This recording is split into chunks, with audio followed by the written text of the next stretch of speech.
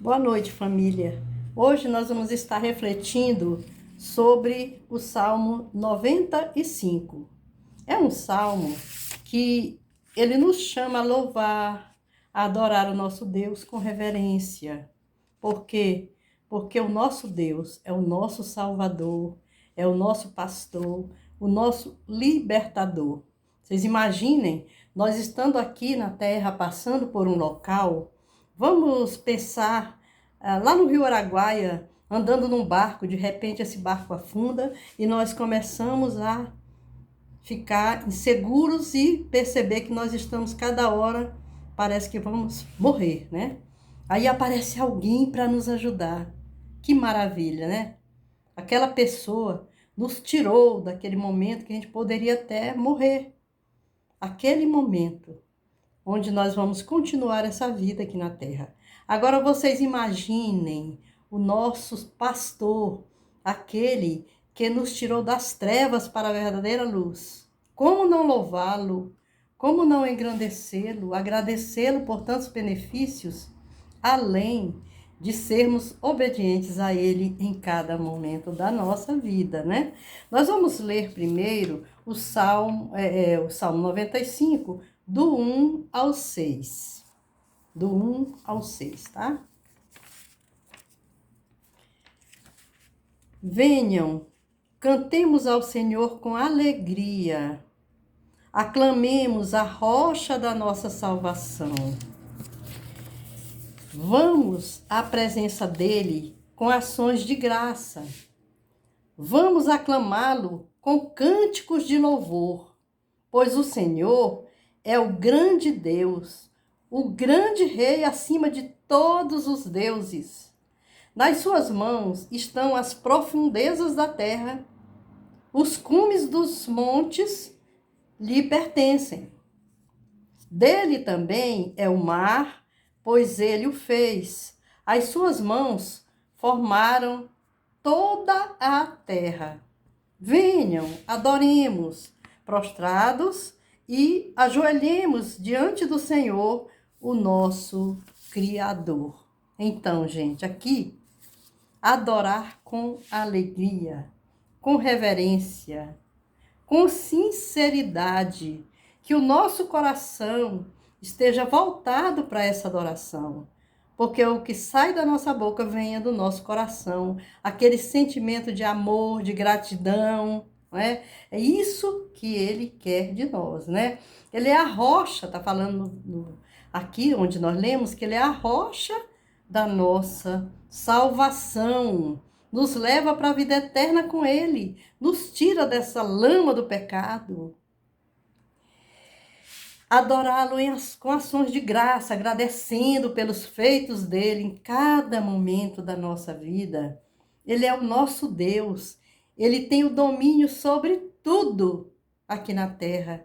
E nós temos que nos sentirmos assim. Nós somos fracos, ele é forte, nós queremos, ele nos oferece o que é melhor, porque é o nosso Pai, aquele que cuida do seu filho com amor, dando o melhor. Ele não vai dar tudo que a gente quer, porque a nossa cabecinha, igual de criança, muitas vezes a gente quer alguma coisa que não é o correto, né? Então, ele tem o domínio sobre tudo. Aí, gente, a gente lembrando aquela passagem de Isaías 9:6, que ele vai falar muito sobre o Jesus que foi mandado ao mundo para dominar, né? Para nos cuidar, para cuidar de tudo, ó. Isaías 9:6. Porque um menino nos nasceu, um filho nos foi dado, e o governo está sobre os seus ombros, e ele será chamado Maravilhoso Conselheiro, Deus Poderoso, Pai Eterno e Príncipe da Paz. Olha só, esse Deus maravilhoso, conselheiro. Estamos em aflição, nós procuramos o conselho dele. Estamos com alegria, procuramos também segui-lo, né? Ele é o nosso conselheiro. Ele é poderoso, o poder está nas suas mãos. Ele é eterno, ele não é aquele pai que passa. Ele está eternamente conosco. E ele promove a paz, como está falando aqui. Ele promove a paz, né?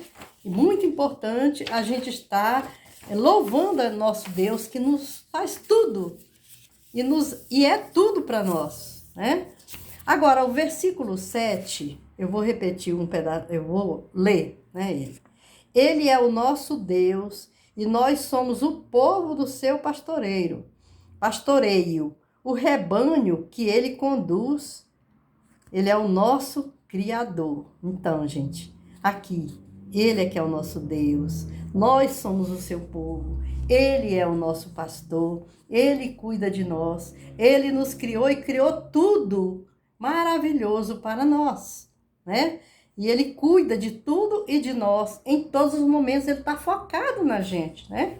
Agora, do versículo 7 ao 11, nós vamos ler.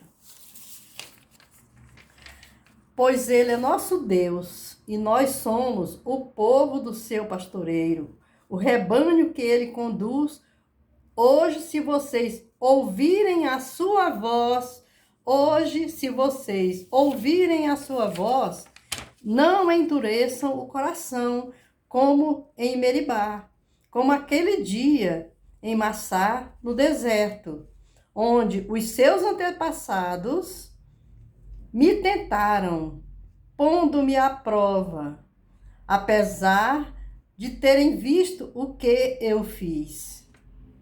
Durante 40 anos fiquei irado contra aquela geração e disse: eles são um povo de coração ingrato, não reconheceram os meus caminhos.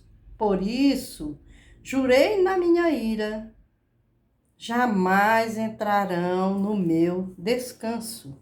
Então, gente, aqui nós percebemos que Deus nos ensina através da sua palavra, ele nos ensina. E nós estamos abrindo o nosso coração para receber. Hoje, ele colocou a palavra hoje. Se hoje ouvirem a minha palavra, nós estamos hoje procurando ouvir, refletir na palavra de Deus, porque pode ser que amanhã já seja tarde. A gente deve abrir o coração para receber essa palavra e louvar a Deus com alegria por esse momento maravilhoso que nós ouvimos a sua palavra, penetrou no nosso coração e nos transforma e nos liberta do pecado. Por que não louvar a um Deus maravilhoso dele, que nos conduz, né?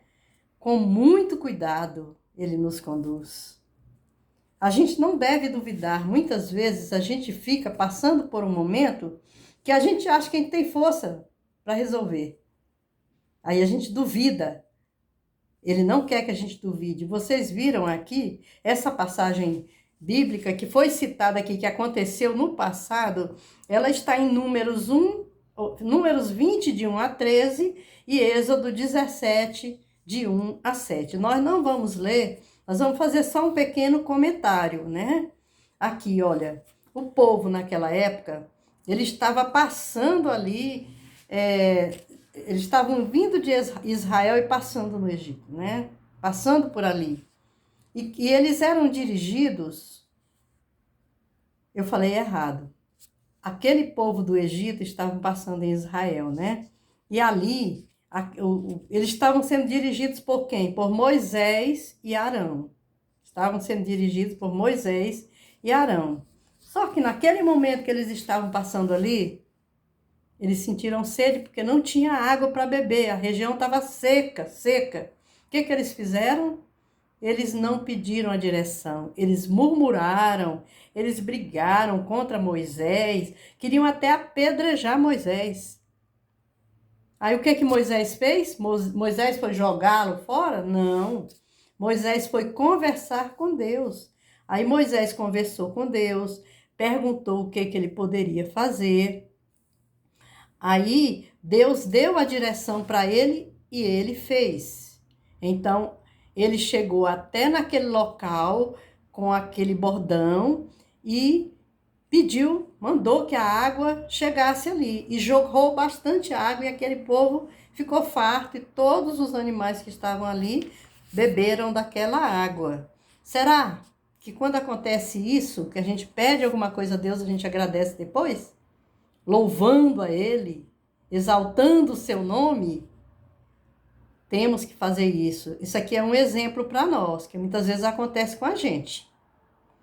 No momento da dificuldade, Deus quer cuidar de nós. Nós não devemos duvidar de Deus, colocá-lo à prova, como eles fizeram aqui. Nós temos que nos dobrar e pedir a direção dele, porque é ele que cuida de nós. Faltou água? Moisés foi conversar com Deus, Deus explicou direitinho como que tinha que acontecer. Então, Moisés procurou a direção de Deus. E nós, como que nós estamos? Nós estamos procurando a direção de Deus, observando tudo que ele faz para louvá-lo, engrandecê-lo em cada momento. Aí nós observamos aqui, né? Que Deus, o 10 e o 11, ele fala assim, que a gente tem que ver que ele demonstra que ele cuida de nós. Mas ele também é juízo. O 10 e o 11, ele vai falar isso. Ele ficou triste com aquele momento que o pessoal estava murmurando, não estava obedecendo. Então, o que ele fez? Ele ficou triste. E Deus, ele é amor, mas ele também é um justo juiz. E ele falou para aquele povo, vocês não estão me seguindo, vocês não estão me obedecendo, não estão crendo em mim. Então, vocês serão condenados. Vocês não entrarão no descanso, né? Então, aqui, o que a gente aprende com isso? Que a gente tem que louvar ao Senhor. Pode ser em momentos mais difíceis, em momentos fáceis, mas Ele está conosco. Vamos louvar a presença dEle, o cuidado dEle, tudo que Ele fez e fará por nós em cada momento. Porque Deus é fiel em suas promessas. Deus é fiel em suas promessas. E as suas promessas, elas são verdadeiras. A gente tem que obedecer os seus ensinamentos. No final do capítulo, ele fala justamente isso. Obedecer aos seus ensinamentos.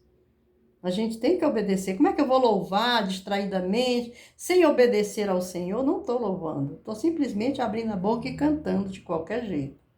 Então, ele nos leva a sermos felizes eternamente com Ele.